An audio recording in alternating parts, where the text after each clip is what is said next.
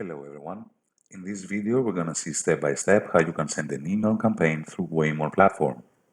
In order to do that, you can select here, send a new campaign, or in the same way of thinking, the blue button, send the campaign.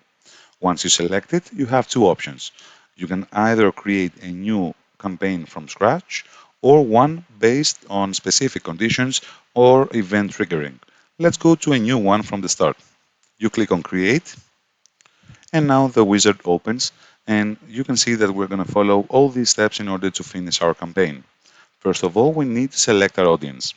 In order to do that, we can select the plus button and we're going to see some options. Or if you have already created some segmentations, some criterias about your audience, you can click and find here the specific segmentation. Let's go from the start and click the plus button in order to start something from scratch. Once you're here in the selection of your audience, you can select all your contacts. So if you have already uploaded a contact list with all your customers, you can select here. They will appear here, how many we have. You click on the add and you go to the next step. Another option is that you can select a specific group. Remember that we said that every time you upload new contacts, a new contact list, you need to link it to a specific group, either a new one or an existing one. So in case you have already created this group, you can go here, select it, plus button, and you're going to see the specific number of recipients, and you can go to the next step. Another option that you have already here is the segments, the advanced criteria in order to filter your audience. If you have already created something like that, you can go here, find it, and select it again in the same way of thinking with the plus button.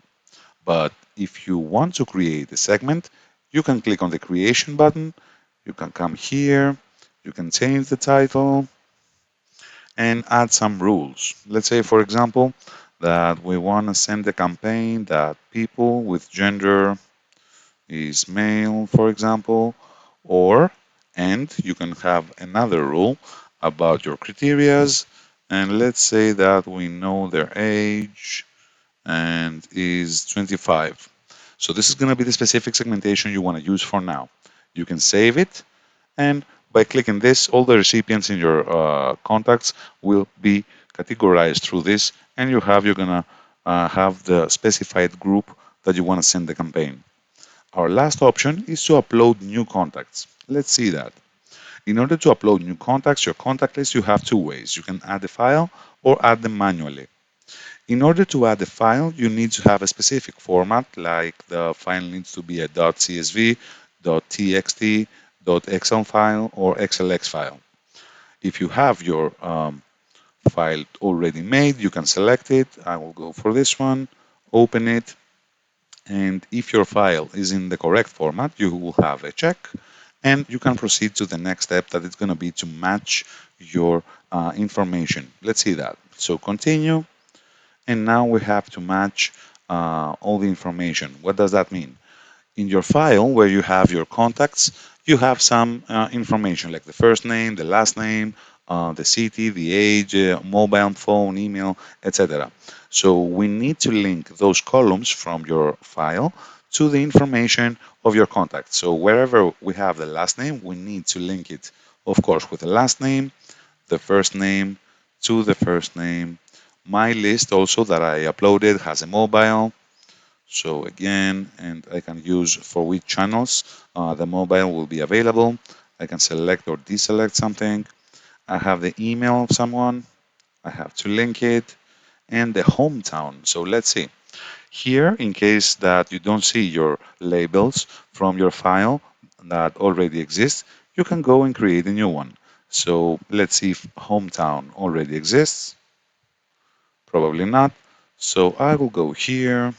I will type hometown, the plus button, and I will create it. And I will have to say that the hometown is a text. Once you do that, you finish with a link of your labels and the information. And from this also step, you can normalize local phone numbers if you have according to the country. Here we are in Greece. I have my prefix for Greece plus 30, so I don't have to do anything. The next step, let's go to continue, is inspection. Oh, I'm sorry guys, the hometown already exists. So I have to select it from here and continue. The inspection happens automatically by the system, and we have 4 valid contact entries, 0 duplicates, and 0 invalid contact entries. That means that everything is correct, you don't have a typo, maybe a symbol inside your text, etc. So once also this part is finished, you can go to the next step with continue and assign the specific contact list, as we said, to a new group if it doesn't exist, or to an existing group and add them over there.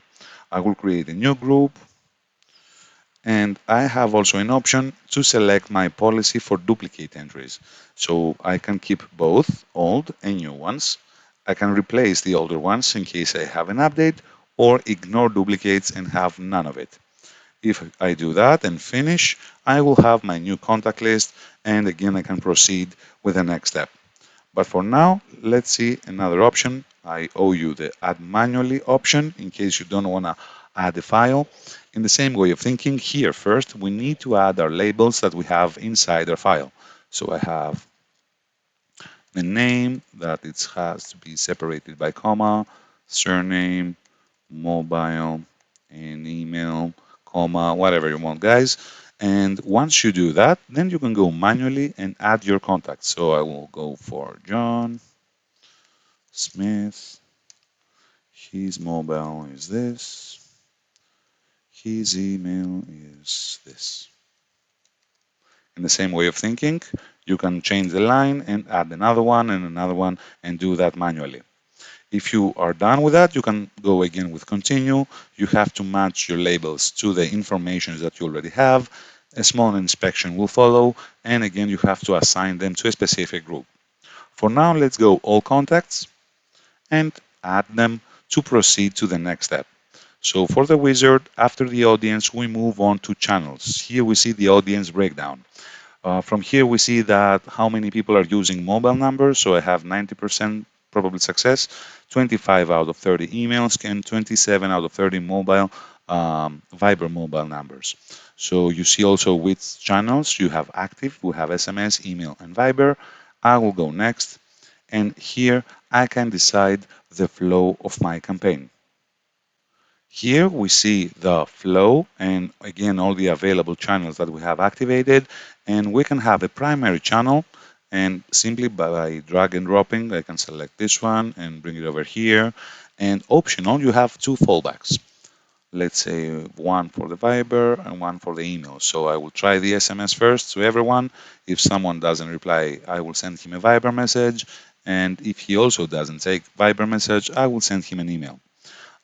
In case you want to remove something, you can just click on the X button and so simple remove them and change the order again. That means that you don't have to select always 2 options. It's optional. You can have either one or none. So once you select your preferred channel, you can move on to the next step, that is going to be to set up your messages. So we selected the email and now we can go next. Now you can start set up the email campaign. First, we need to select from the sender email that is going to be appearing to your recipients. For this tutorial, I'm going to use the mail demo email. So if I send an email campaign, all of my recipients will see this as the sender email. Now you have the option, instead of showing this, you can have a more friendly name, and like using your brand name. I'm going to use WayMore for this example. And instead of this, they will see a friendly name in the sender subject. In case you want to activate the reply to address, you can activate it from here and select the same or a different email in case you want your recipients to reply back and gather their answers. We can go and now fill in the email subject. Let's go for hello. And let's say that I want to make it my email more personal. You have 3 options in order to create a personalized email. The first one is here in the subject. I can go to add personalization to the dynamic variables, and remember that since we have uploaded a file with our contact list, and inside we have specific fields like the first name, the last name, mobile, email of all of our contacts, I can use it as a field to personalize my communication. So if I go here and select the first name and then an exclamation mark, everybody will receive hello and their first name. So you can do that in the same way of thinking with the last name or any other data that you have from your contact list. In the same way of thinking, you can proceed in the email preheader. The email preheader is a part of text that it's in the subject line. It's not part of the subject and it's not also part of the main body. It's something in between. It looks like this. This is the subject and this is the main body. So you can have a personalization somewhere in between those two at the preheader. So again, I'll go here, hey, go to the dynamic variables, again, the first name of my recipients, and this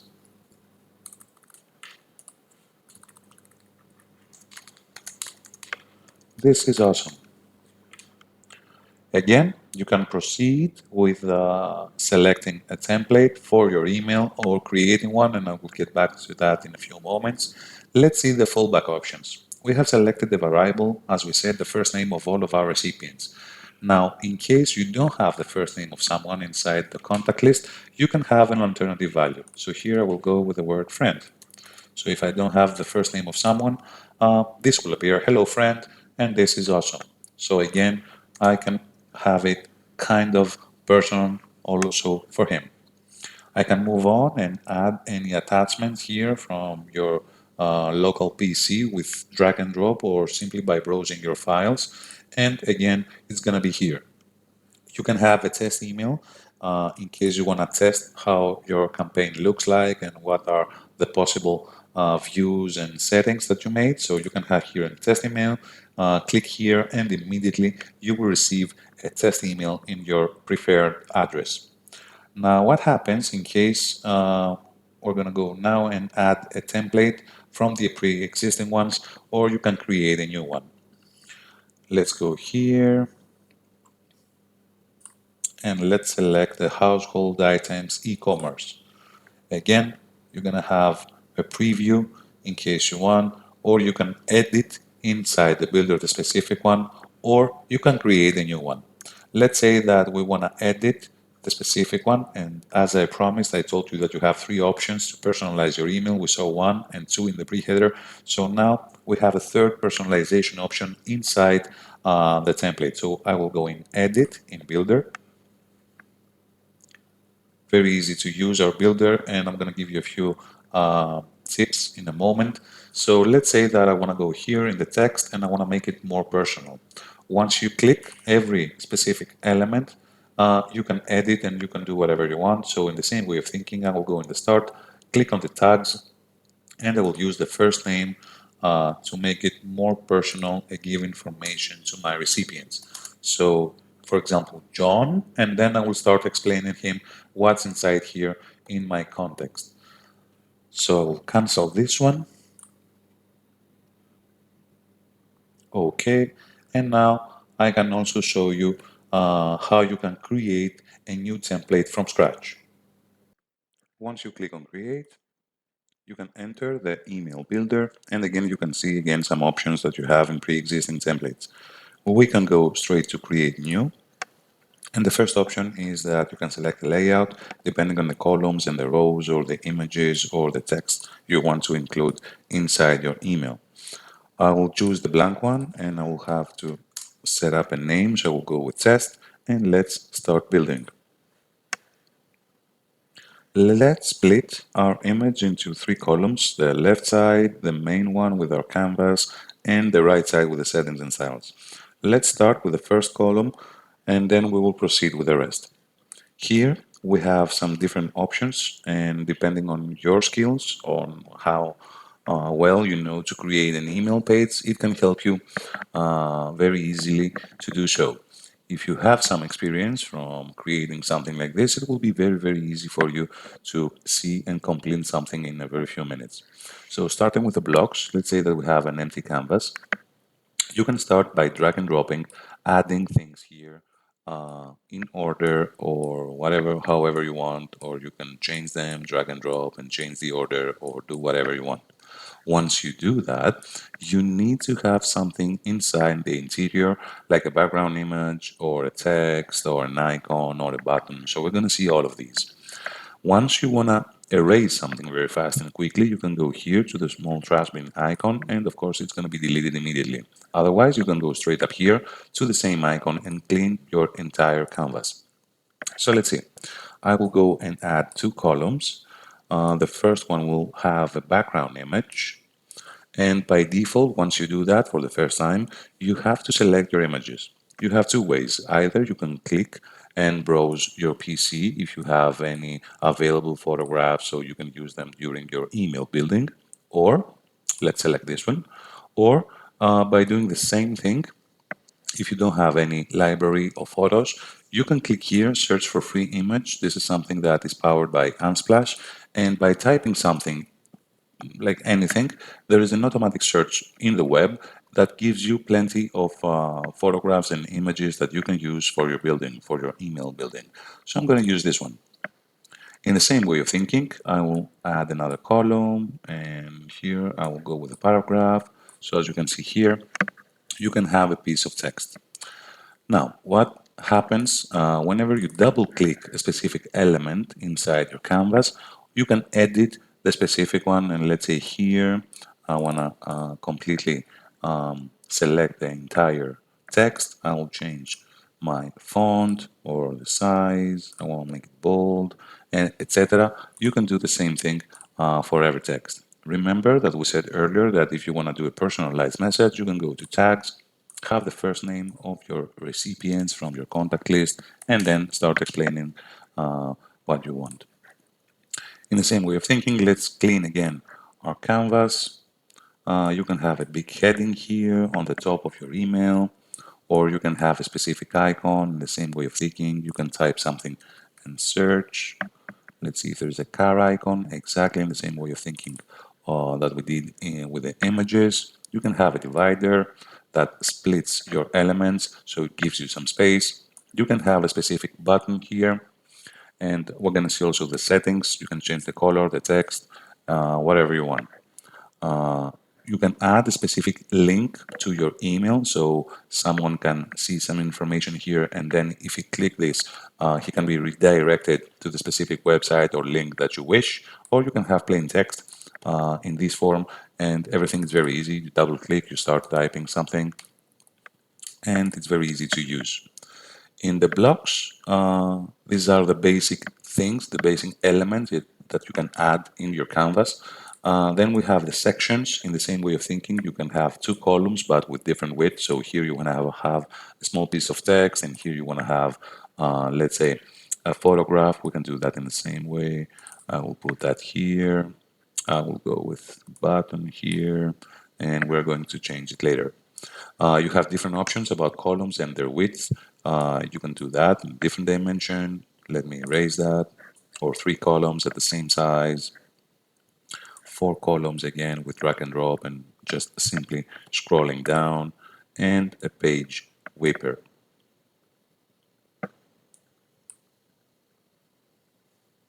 And we have already one, so we can add another one. Okay.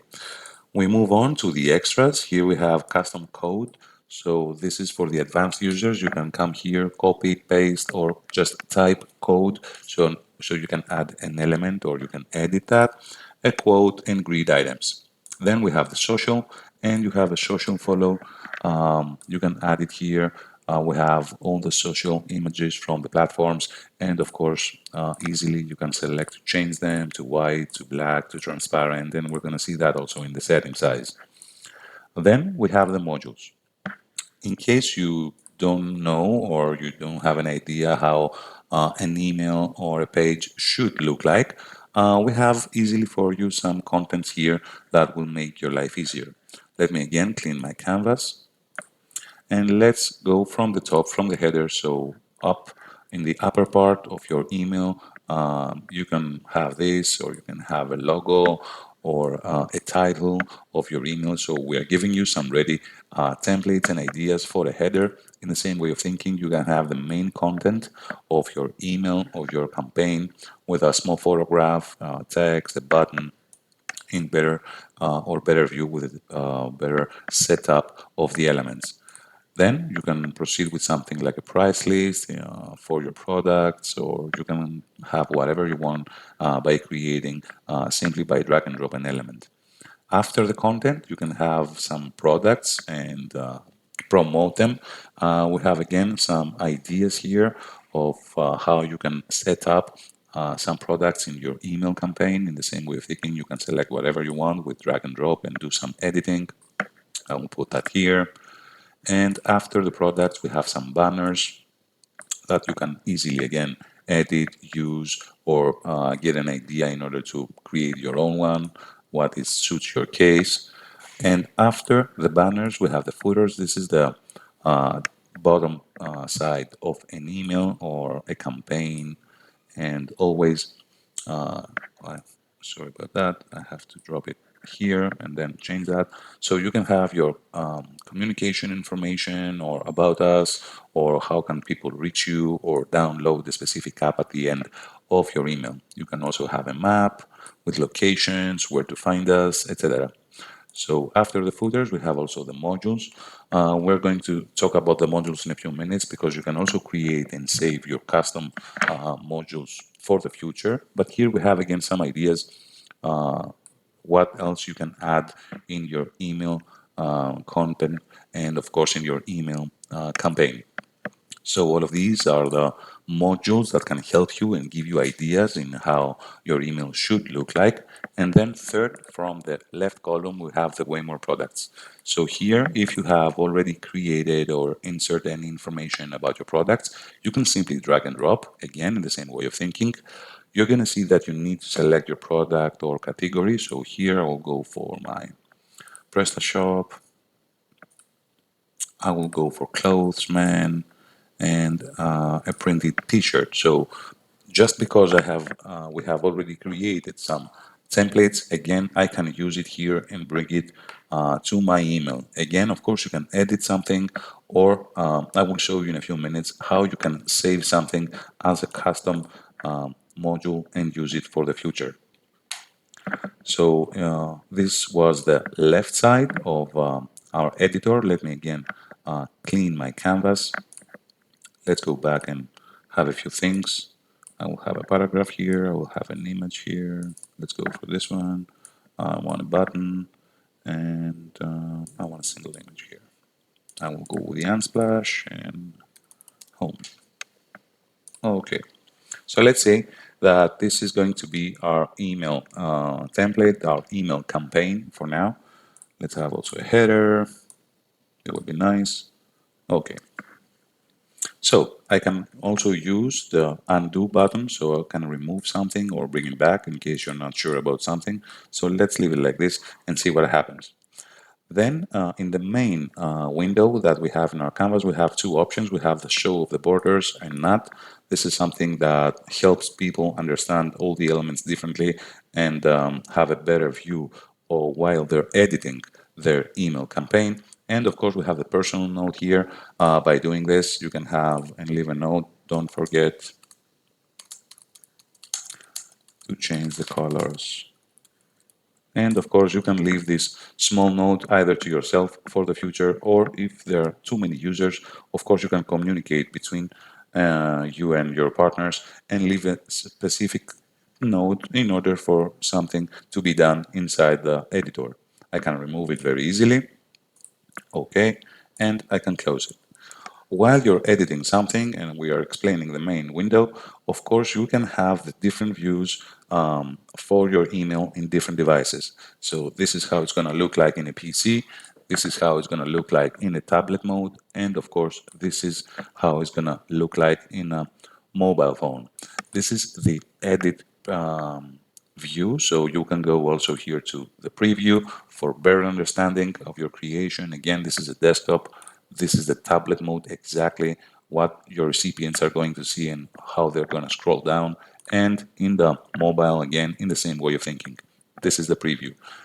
Again, you can go back to the edit mode and continue with your editing while you're here. So this also was the main window of our editor. Now let's see a few things about the right column of our editor and the settings and styles and the layers. Let's split this right column in half, in the upper part and the lower part.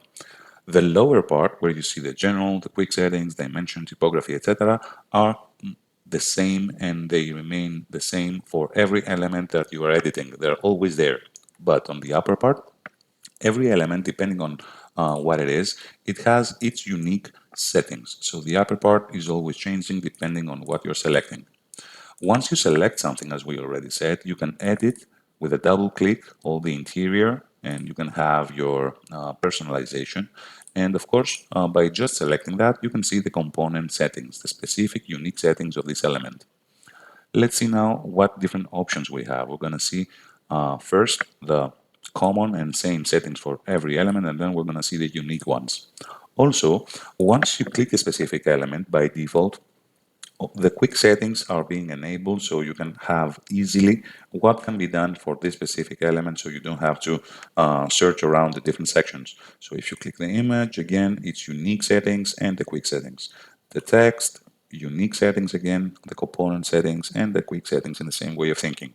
So let's say if I select something, let's say if I select a button and I want to make some changes inside the button, that's okay and we're going to see them. But if you want to change something in the parent component, so if I click the parent component, I also select the table that surrounds my button. And if I go again to the parent component, you're going to see that I'm going to select also the upper part.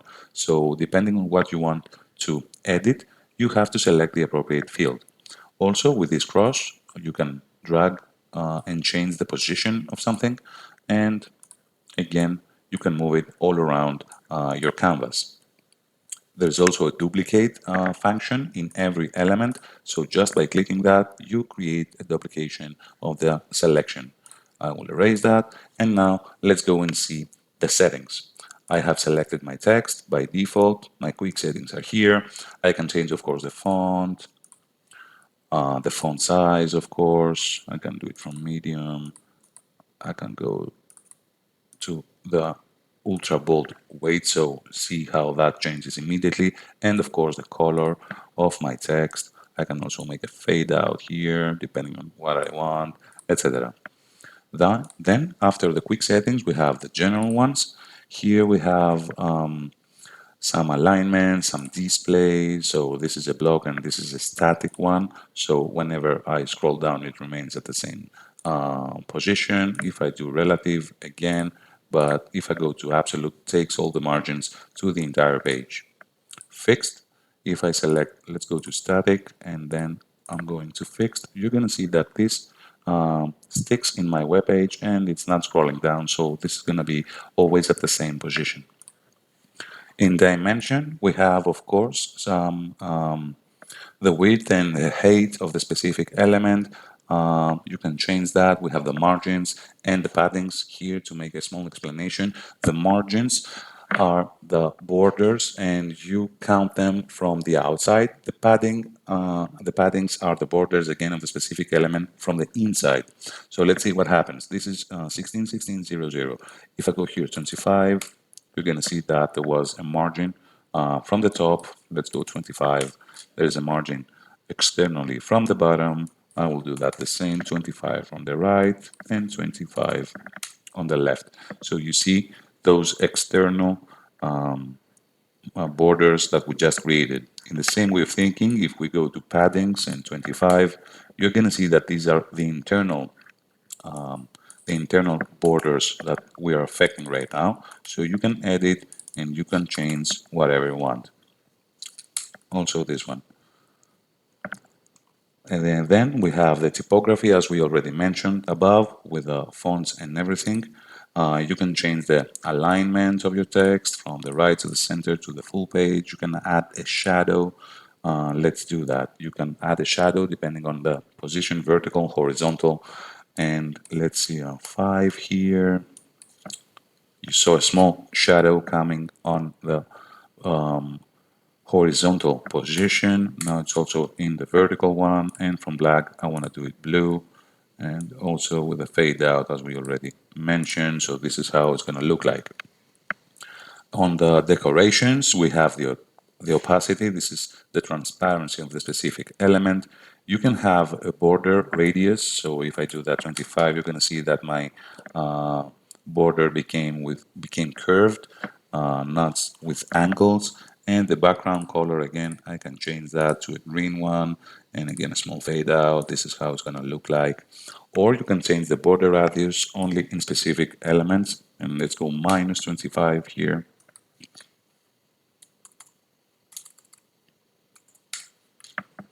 And 25. Okay. Then we have again the border width or the border style. If you want to have a dotted one or a double one, you can see a groove. And of course, again, change the coloring of the border in the same way of thinking. As we added the shadow in the texting, we have a box shadow in the same way of thinking. I will do that at 5, horizontal, vertical, and the color is going to be this one. So now we have a shadow for the box, not for the text. Shadow type, you can select if you want to have it inside or the outside. And of course, you can have a specific background with different layers and images. I will use this one. Again, in the same way of thinking, you can do whatever you want. It's very easy to use just by clicking the specific element. In the extras, we have the transition. This has to do with animation, if you want to change something or move something. And the transform, of course, has to do with the rotation, again, in all positions, vertical, horizontal, or in a cycle mode. So again, this is going to turn 25 degrees like this. Remember, and let's use it, you can undo whatever you're not sure about your setting, and of course, go back and change that in every order.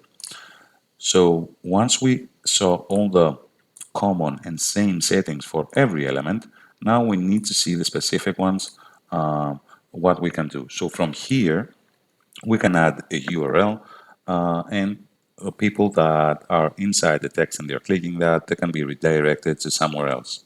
If I select the image, again, I can have a text or a title, and that's it. Now, if I have my button, again, in the same way of thinking, I can change what it is inside. So my text will be click here. And again, you can have a link that your recipients can click it and be redirected to a different website. Let's go here for WayMoreio. So once you click this one, you will be redirected to this site. Let's see the classes. The classes are sections with a unique ID, and you can add a class and an element from the D&D through code. But also, if I have selected my button here, and let's say that you can see that the state is here. I will go to hover, and I will change the color to green, and I will go also to click, and I will do that blue. So what happened? We go back to state, so the button looks like this, but if I hover over my mouse, it will be green, and if I click it, it will be blue. So depending on the case, what you want to create, you can have different selections from here and different options. Then we have the layers. The layers, you can imagine that is the tree of your email, let's say, of or your site of what you're building. The layers will help you easily to understand what you have selected, what you can edit, change the order, or change the name of something. Let me show you a ready template. Since we have finished with the basic settings, I will select a specific template in order to show you a few things about the layers. Edit in Builder. Again, so let's say that we have created this email. This is going to be our email campaign with our products and everything. And let's go now to layers. Here you can see the body, and starting from the top to the bottom, you can see all the interior, what you have created, and all the elements that are inside. So we have the main body, and you can see your selection. You will have the page wrapper, then a table follows, a table row, a table cell, a specific table, a section, and moving on. So that way you can also edit something. You can work on something better. You can hide or unhide a specific element in order to focus and work better in a specific element that you want. You can rename something in order for you to remember your products or what you are editing, or in case you want to save something and use it for the future again and again. So these are the layers, and I owe you to show you again how you can save something in order to use it for the future. So let's say that we have created this, the best household items, and you really like this template that you have created, and you want to save it as a module and use it for the future. So you can select, let's say, the image. As we said, you have to select the parent component again, also with this one, and let's go to the main thing here. Okay, so I want to save this one and the parent component like this. If you go and you see this small diskette that appears, says save as custom module. So you can save that.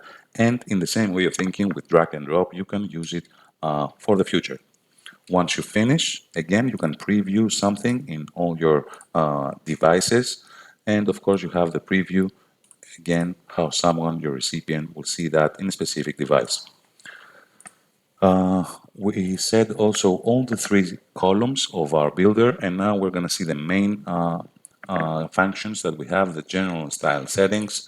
If you click here, you can see that you have some general settings for your email body, for your email width in pixels, and you can do that manually. You can change the background color, the main background color of your email, and you can have a default padding. We set the borders that internally will be appearing on your email. Then we have the fonts. We can change from here the header, the paragraph fonts, and of course the line spacing. By clicking whatever you want and selecting your options, you can apply. Then we have the view code, and you can see in HTML and in CSS, in case you're an advanced user, the code of the specific email. You can import your own code from a specific file. So if you are again an advanced user, you can use this feature. The cleaning the bin, we have discussed that. You can clean from here your canvas, and once you have finished with your email and you're sure about your email campaign that is ready, you can save and continue finishing your campaign.